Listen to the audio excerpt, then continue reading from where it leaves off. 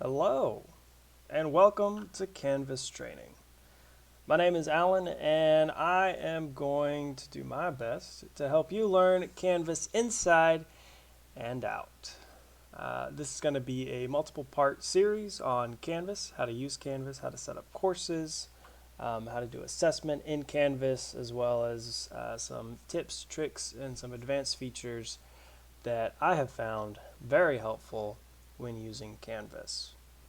So without too much delay, we're just going to dive straight in to Canvas. So here we are on the ndcc.edu homepage, and our first goal is to just log in to Canvas.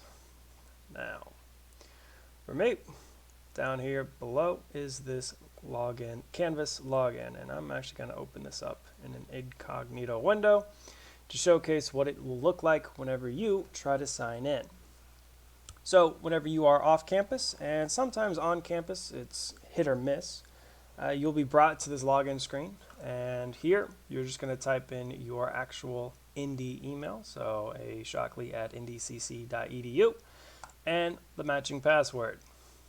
Once you got that, all you got to do is click sign in, and here you go. Welcome to Canvas.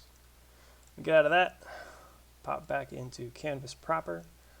Since I've already signed in once on this computer, it has remembered me. Every so often it will remind you like, hey, who are you again? And so you will sign in a second time. So in the middle are the courses that you are teaching, courses that are currently kind of over, but the semester isn't over. And then you have some unpublished courses, depending upon if you've asked for blueprint courses, specific blueprint courses. That's the word. And then you'll also have this assessment sandbox, and that is where we're going to be doing most of our work. Assessment sandbox is a nice little playground because in here there is nothing. It is completely empty. And so it's a great place to start off building a course. But before we start building a course, we need to create some things in our account. So if you go up here to the top left, you have account, and then there are all of these settings. For us, we are just going to go straight into settings. Okay. And this is where things can get changed around and can help out tremendously. For me, I like scrolling down. If you notice, there's a whole bunch of integrations that'll just populate as you go. Down here, though, there are a lot of accessibility features. The one that I find most helpful is this underline links. And what it does is it shows everything that you can click on. So if you notice dashboard, courses, calendar, inbox, most of these are underlined, saying that if I click on those, it will take me to a new place. So that is always helpful. Course setup tutorial will also teach you some of the other things that Canvas is trying to do. Or if you haven't used Canvas in a long time, it's a nice reminder of things that you can use. Outside of that, though, that's really all I ever use. For the feature options, high contrast UI does some janky stuff every once in a while, but it looks like this one's isn't doing anything for right now. So you're thinking, hey, we're done, almost. Over on the upper right, there are ways to contact. Okay, email addresses. Whenever you first log in, this will be empty, and all you will have is this email addresses. Click on email addresses and add your school email. You will have to register the email, but this syncs up with your email address. So if a student sends you a message in Canvas, like they have done tonight, this gets sent, the email, the message, the student message gets sent to your email. So if you have the email on your phone or if you're working in Outlook, that message pops up, and it's very helpful. Outside of that, there is also a text. You can enter your cell number, pick your carrier, and hit register SMS, just saying, hey, I can also get a text message from Canvas when a student emails me. And I find that very helpful. Outside of that, there are a couple other settings that you can change. You can change your default setting or default language, and then you can also change your default time zone. For us, since we live in Kansas, or at least I do, it is going to be Central Time Zone. You can click Update Settings. All right, so that is account. It's one of those first things that you'll want to get corrected. And then you got notifications. This is where I would definitely go through and customize your notifications. Okay. A lot of this I kind of gone through and I've turned off. Like whenever people submit stuff, I don't want it. Late grading, this isn't going to be for you because you aren't really going to get a late assignment, a submission. So you can go through and you can figure out which ones you want, which ones you don't. Whenever I send an announcement out, I get an email, and then I also get the text message saying like, yep, it did go. Most of these I turn off just because after a while, like if you have push notifications as well as SMS, you get a lot of messages sent to your phone. So conversation message is just saying if you got a new inbox message, I'm going to get the email. And then for all of my devices, I'm going to get a notification saying, hey, this got sent immediately. It's really nice. Especially whenever you are trying to corral a whole bunch of different messages from students. Outside of that, files is just your gigantic file storage. So the longer you're here, the more files you got. So I've used almost a gig of files, half a gig of files. If you ever lose your place, just go back up to account. Outside of that, that's really all you need to at least set up your courses. If you ever want to get back to this homepage, this dashboard, you can just click on the pirate face.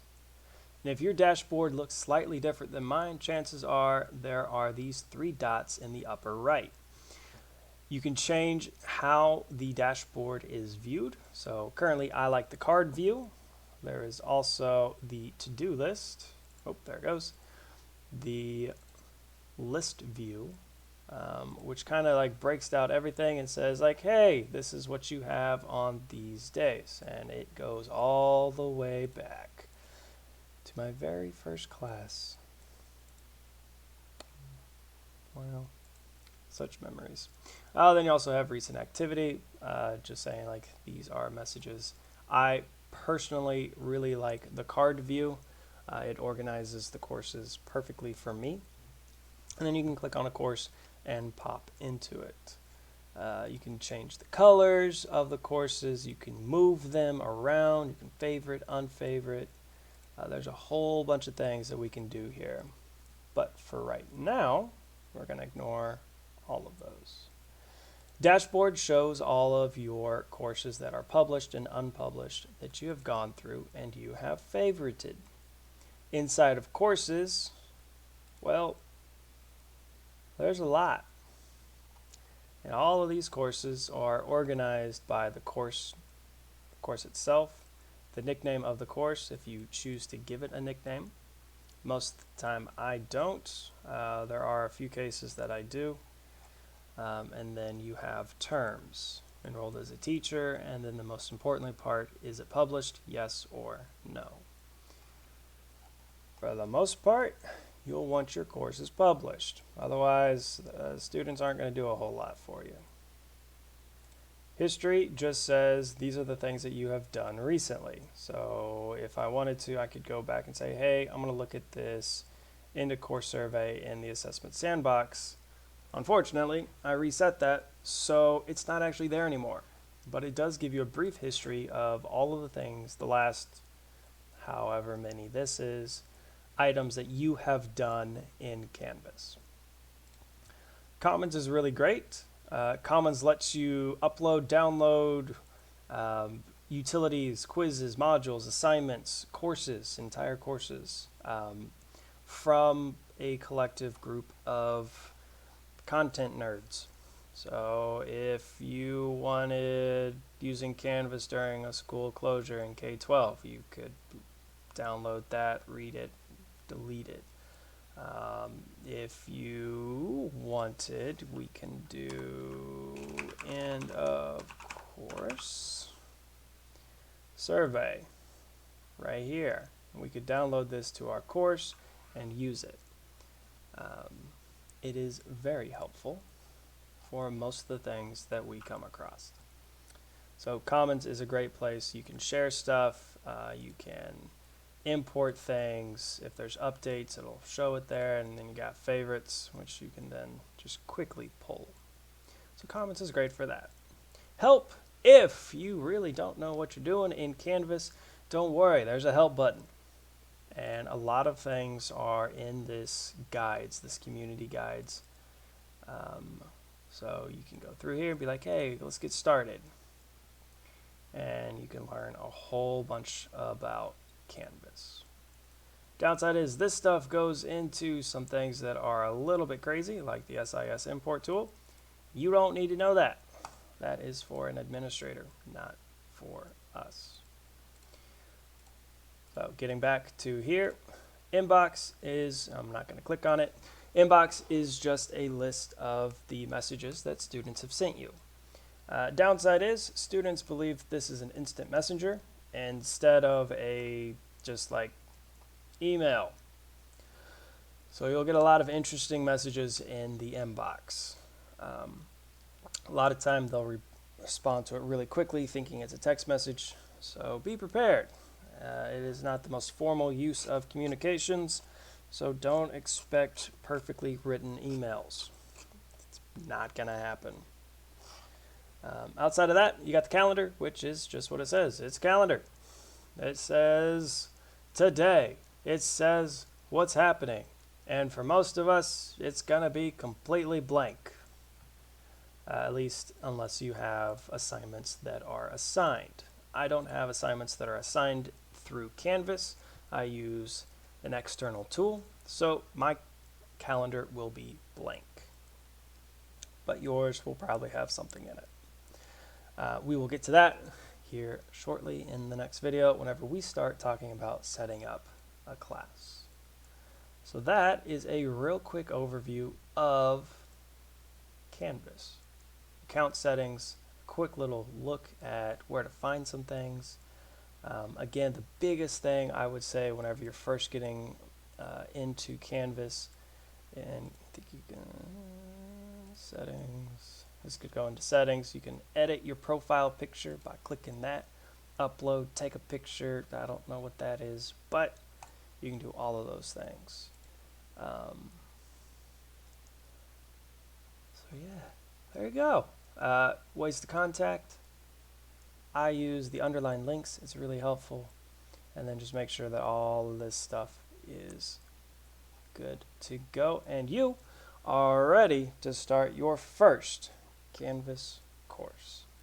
So in the meantime, I hope you have a fantastic day, and I will see you in the next video. Bye.